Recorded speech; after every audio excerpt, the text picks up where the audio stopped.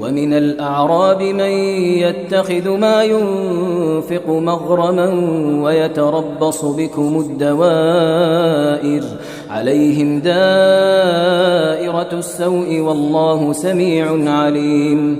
ومن الأعراب من يؤمن بالله واليوم الآخر ويتخذ ما ينفق قربات عند الله وصلوات الرسول ألا إنها قربة لهم سيدخلهم الله في رحمته إن الله غفور رحيم.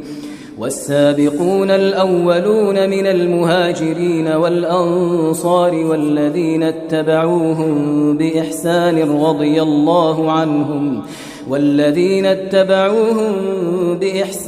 رضي الله عنهم ورضوا عنه وأعد لهم جنات